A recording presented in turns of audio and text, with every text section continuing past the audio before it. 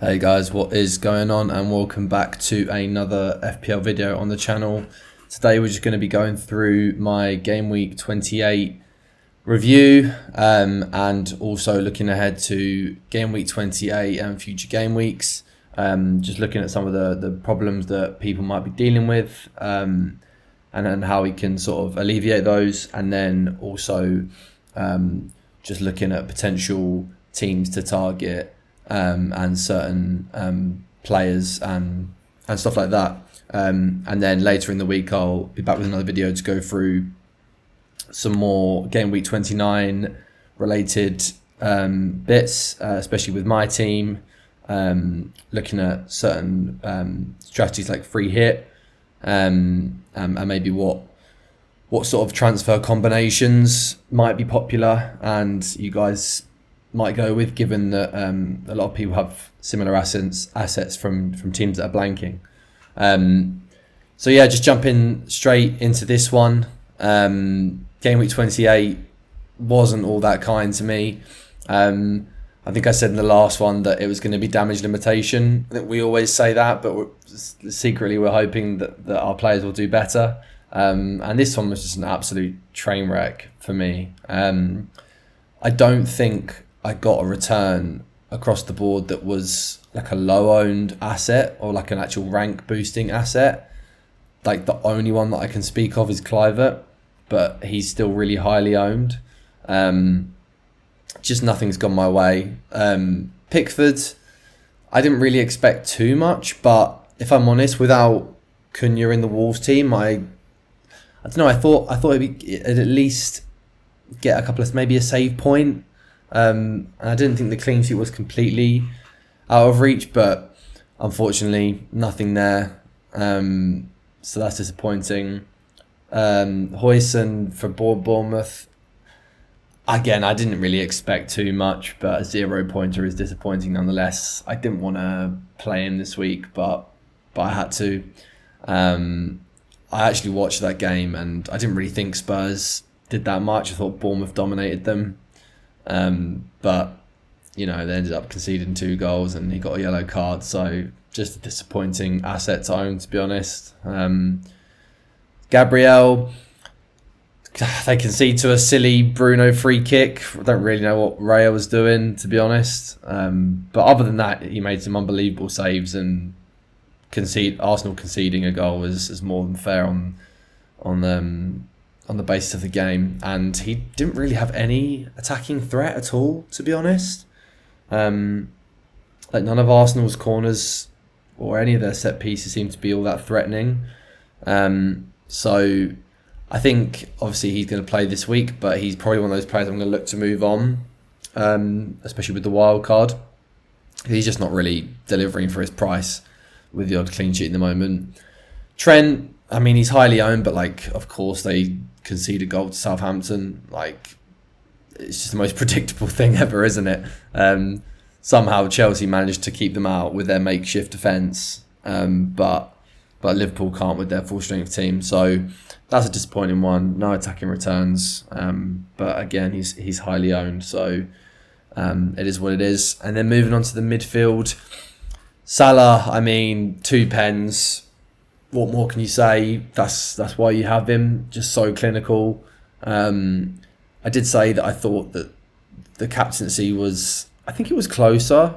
I think it's very, very, not harsh, but I think I'd feel a little bit hard done by it if I went Palmer. I know he's not been in form, but to me, he's always been the type of player where if he did lose a little bit of form, perhaps it was something like a penalty that would get him scoring again. He's just been so consistent on penalties. And I know that all players miss one. He was due to miss one, but you just don't expect to see it when he steps up. I mean, I honestly was like just shocked. I was like stunned just seeing that he'd missed one. So obviously glad I didn't go there, but I think it's an unfortunate outcome if anyone did captain him. But Salah puts both his pens away. So that's very typical of Salah. And Bemo with not too much. Again, pretty disappointing, but hopefully he can deliver in the next week. Cliver gets an assist, has a goal ruled out. Again, just I'll take. Obviously, you take an assist, but to have the goal ruled out, it's unfortunate. And then Rodgers as well had a goal ruled out for offside. So close calls with a couple of those. If I get a return from Rodgers, I think that changes the complexion of the game week slightly. He's one of those assets that most people have got rid of. I still just think he's so good. I mean, he's always on the pitch. He's always involved. And obviously just got a little bit unlucky not to return recently. I suppose you could say, he's a young player and he's going to be a little bit inconsistent, but I definitely think he should have had a little bit more than what he's had over the past few weeks. So if he'd have got something, I think that would have been quite nice. That would have just helped the game week a little bit, but it wasn't to be. And then Wood, he had a couple of off chances in that game, but City on the whole are much better defensively now, and it was always going to be difficult for him to get too many chances. So nothing from him. Hopefully against Ipswich you'll have a little bit more luck. And then currently I'm recording this while the Newcastle game's going on. I expect Isak to get sub soon. I don't think he's going to get anything. So it's likely just going to be a 51-point week. Big red arrow. But big red arrow with not too many points separating me from sort of like the top 100k in my previous rank. So I'm not too worried about it. Like I said, damage limitation. I think anyone that's sort of around this rank, it's literally 15, 20 points to the top 100. And I think the big weeks are to come. So we've got our 2 free transfers going into game week 29. And hopefully we can utilise them. Obviously, I had literally no one on the bench. I mean, these guys don't even deserve kits next to their names because it's such a travesty of a bench. Cunha obviously I just didn't sell him this week. He's going to go this week. Lewis is a pointless asset now. I'll probably even start Greaves over him next week, to be honest, because he just doesn't get the minutes anymore. And he probably should, to be honest, but he just doesn't. So never mind. But a disappointing game week, but not expecting game week 29 to be all that much different, but hopefully we can bounce back with at least a few returns from a couple of players. Moving on to some of the talking points ahead of game week 29. And I think the main one that a lot of people are going to be talking about is routes to Erling Haaland. And this is something that I'm sort of going back and forth with myself over whether he's actually a desirable asset ahead of these next 2 weeks and how desirable is he. Obviously, we've seen in FPL in the past that he can deliver massively. And I think Erling Haaland has delivered most of the time when he's got those 2 or 3 goal hauls. They have come against those sort of newly promoted teams or teams at the bottom of the table. He is one of those players that, he'll make the most of those types of fixtures, So I think for me, for game week 29 against a informed Brighton team, I don't think he's going to be necessary. Like, I wouldn't feel horrible going into that game without him at all, even if a lot of people owned him. Not that I don't think City can score, because I think Brighton will be a little bit vulnerable. I know they've had a good bit of form, but they're not the best defence in the league. And City will want to bounce back from Forest. So I could see him getting a goal or two, but I don't see it being a fixture where I would be desperate to have him. It's more so the Leicester fixture the week after at home. I just think it's such a good fixture. He's definitely going to play, I think. It's the sort of perfect fixture for them to, not refine some form, but for a few of their players that maybe could do with a couple of goals to get on the score sheet. City have that in them still to go and beat a team 5, 6, 7-0. Like they did it against Ipswich when everyone had kind of forgotten what they could do, and they went and put 7 past them. And Ipswich aren't that bad. So, well, not that bad in the sense of they don't tend to concede that many goals. Like they've lost a lot, but by 1, 2, 3 goals max. So again, that wouldn't surprise me if that's one of those games where, you know, maybe Marmoush gets 1 or 2, Foden gets 1 or 2 if he starts. Haaland, I wouldn't be surprised if he gets a hat-trick in that game. Especially given that, you know, they're not worrying about Champions League football or anything like that. So I think he's a good pick. But for me, I think it's going to depend on your route to get to him.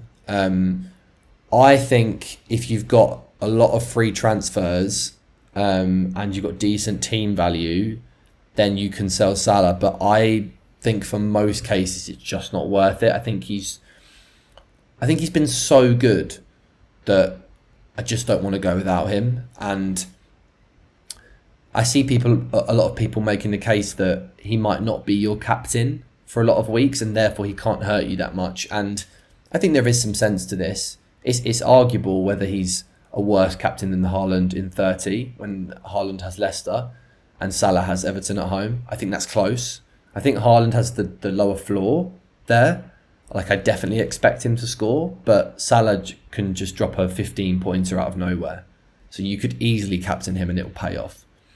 And then obviously double game week 32, that could, you know, you're going to pick a double game week player, probably Isaac, if he's fit.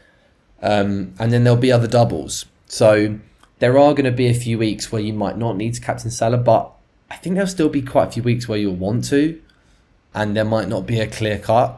So I think for me, I would look to keep him, especially with the value that a lot of people have on him. So if you can find another way, maybe that's selling Palmer. For me, I don't have that luxury. Palmer plays in 29. I still back Palmer as a player and an asset. I think Maresca said that he was ill ahead of the Leicester game. I think he's going to have a point to prove now. You know, this is the first time that things have gone against him, really, in his proper professional career. It's been since being in the Prem. And I think he's going to bounce back. And it's a matter of time. And if he does it against Arsenal, great. If he doesn't, he's got a plum home fixture against Spurs, who he pretty much single-handedly destroyed earlier in the season, which is a great confidence booster. So if you don't sell him, and a lot of people do, I think that's a really good fixture. But of course, if you want to sell him and you have those luxury transfers, I think that's fair enough. But I wouldn't be desperate to do it. So I think for me, my only real route to Haaland is through Salah. I could do it through Palmer. I think it's just most likely a -8. And is he worth a -8? I'm not sure. That's something I've got to think about this week. And do I want to sell Salah? There may be a way that I do it because it's for a -4, which I'm taking anyway. And I might just see that Haaland is that good, or I might favour him that much. I think probably after the European games is going to be when I make my decision on that one. But yeah, so that's an interesting one, and one to monitor through the week. I wouldn't be making any early transfers with Champions League games. So talking about captaincy, there really aren't too many standout options, but it's nice to have a bit of variance back in captaincy. I think a lot of people have just been going Salah for so long now, and this is one of those weeks where you can really just go wherever you want because there's no obvious standouts. Haaland, if you have him, he's the type of player that you captain because you have him, and again, he has a high floor. Like, you'd just be if you own someone like that, you're disappointed if he doesn't at least get a goal, right? So you expect him to score in every game. That is his, you know, it wasn't last year, but the year before, he scored a goal a game in the Prem. So that is what you expect of Haaland. So that means that your captaincy won't be wasted. But outside of him, Chris Wood away at Ipswich, I don't love it, but ironically, I'll probably end up there. I don't think it will necessarily be a high-scoring game. I think Ipswich will make it tricky, especially at home. But I can see Chris Wood returning. He's gone a couple of games without a goal now, and I can see him getting on the score sheet. So he's a pretty solid captain. I don't think he's got the most excitement around him, but he's a solid captain, and I expect him to get one goal. Bruno, I really quite like if you have him. I think Arsenal have a little bit of confidence United have a bit of confidence after the Arsenal game, and I expect them to beat Leicester. And the other option is a Bournemouth forward, which is a bit more irregular, but they're going up against a Brentford team at home who have conceded a lot of goals this season. So if you own an Evan Nielsen, I think he's a decent shout. He scored twice since he's come back from injury. Clivert seems to be just getting in on the action in pretty much every game now, and he's on pens. And Semenyo is always a threat, so I don't mind any of those three as an outside differential. But outside of that, I really wouldn't be looking at any other teams. I know Wolves have got Southampton, but there just isn't anyone in that team that I think is worthy of captaincy. So I think probably those are my four options. Is it worth taking hits for blank game week 29? I think for the most part, yes. I will probably be taking a -4. I didn't want to, but because of Cunha, I'll have to. Especially if you can't field 11. If you can't field 11, I think a hit is almost 100% worth it. If you don't have a player playing, that's 0 points. If you transfer a player in, that's 2 points. That -4 is then only -2. And the potential of getting more points from that player. So I would almost definitely do that. Outside of that, I would say make that transfer based on the week after. So are you just looking at that player as like a free hit player? And if so, is there anyone else you can get in that might also help your team in the next week, especially if it's a defender maybe? And also if you're not wildcarding soon, even more reason to think about what that transfer might mean for you.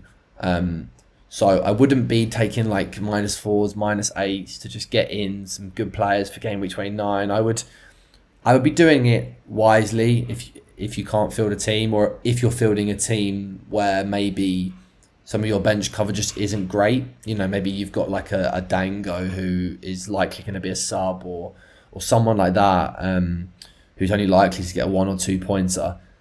That's when I think the -4 or -8 could be worth it. If you can maybe get in, like if you've got a Dango and he's your only Bournemouth player, for me, going to a Clive or a Semenyo, or even an Evan Nielsen, if you've got a forward space, is an absolute no-brainer. And we'll speak about why that is in the next section. So talking about that, who are the teams to target going forward into the future? And for me, I think Bournemouth are right at the top of that list still. They've just still got really good fixtures. I like the Brentford fixture. They then run into Ipswich straight away after 29. And they've got the possibility of doubling. And I think even if they don't, it's one of those where it's never going to be a bad thing to own their players. Like they're just such a well drilled team, and they always seem to.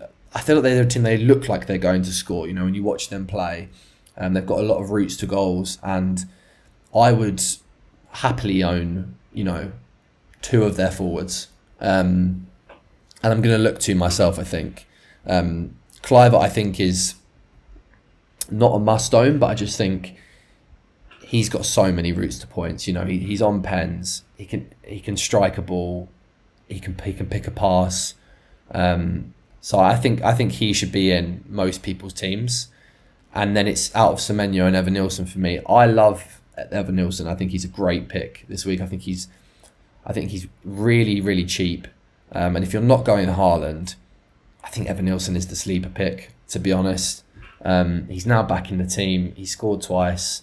They've got plum fixtures, especially the one after 29, and they could double.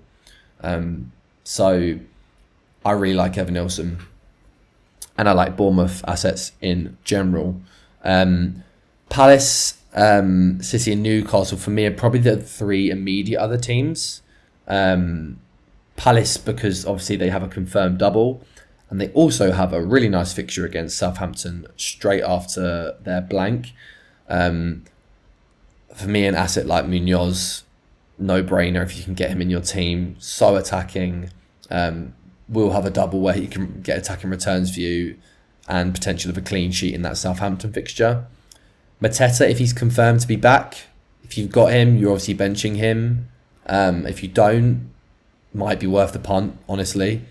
And Eze, who I mentioned in my last video, again, I still think is a really nice option. City and Newcastle. City, again, obviously they have the Leicester fixture. For me, outside of Haaland and Gvardiol, I wouldn't touch anyone else.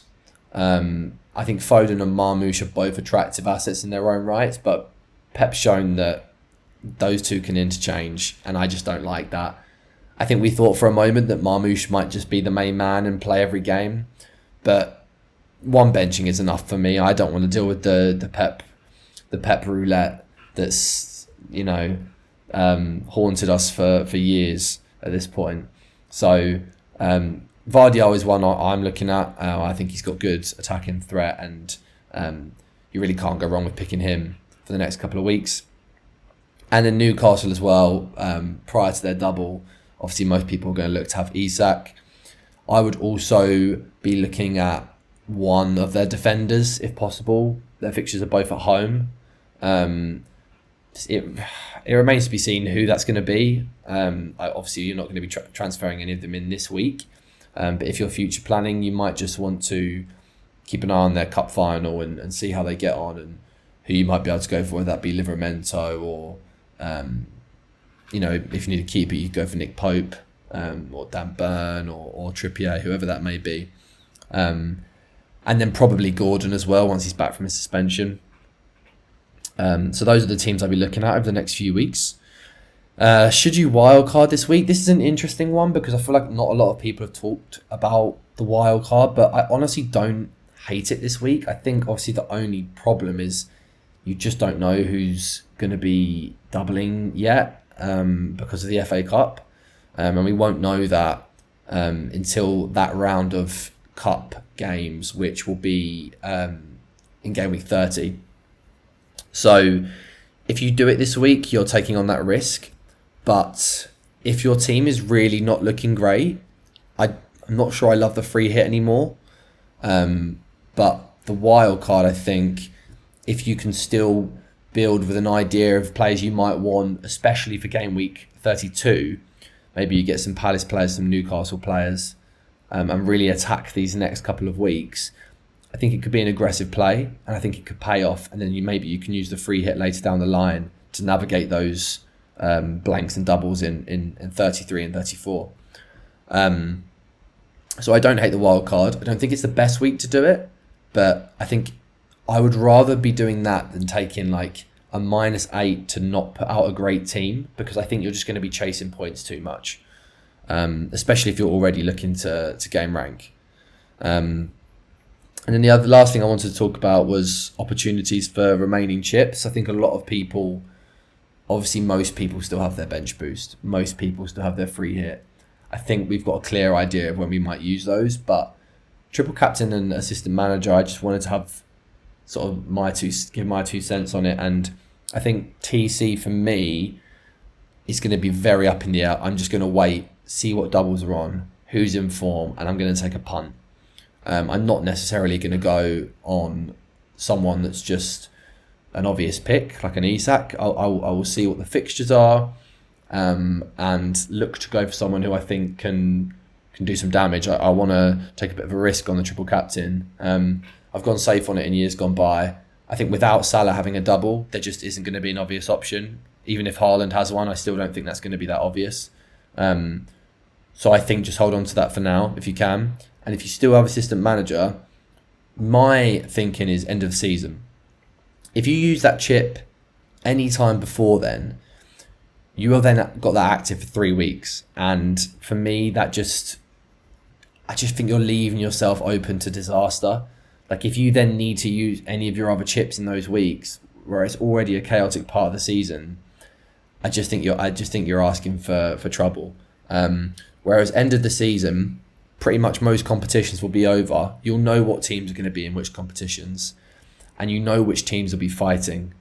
And this was my plan all along since the chip got announced, to use it at the end of the season. I'm looking at teams like Spurs, United. If they can just find a bit of form, I mean, they're not necessarily going to be playing for anything, but they could shoot their way up the table in the next few games. Maybe they get one or two table bonus games. But any of those kind of teams, I think towards the end of the season, just keep an eye on who might have those nicer fixtures. I just think game week 36, that could be the right time to use it, and probably what I'd be targeting once all of the other chip chaos is done out the way, and you can just roll the dice on your AM for those last few games, try and get a bit of table bonus. Maybe if you're in like one of your mini leagues, or you've got a rank that you're shooting for, you can say, okay, this is the amount of points I'm going to need. So if you say, okay, I really just want 20, 30 points from this chip, you go for like a slot or an Arteta. I think Arsenal finished strong. I think they'll probably have lost the league by then, but they'll want to keep up momentum. So maybe you go for an Arteta. Maybe you go for a City if they've got a bit of a charge on, and get those points in. Or if you're just down bad end of the season, you need some points, you've got to roll the dice. You chuck it on a Postecoglou, one of those types of managers. So yeah, I just think wait on that one. But yeah, that's going to be pretty much everything for this video, guys. If you've made it to the end, thank you for watching. Please do like and subscribe. I really do appreciate it. I'm trying to put a lot of effort into making these videos, especially with a lot of the graphics and stuff like that. But please do let me know if you guys have got any feedback, and I will be continuing to work on this stuff going forward. I aim to get another video out this week, like I said. So look forward to that. And in the meantime, have a good week, guys, and I'll see you on the next one.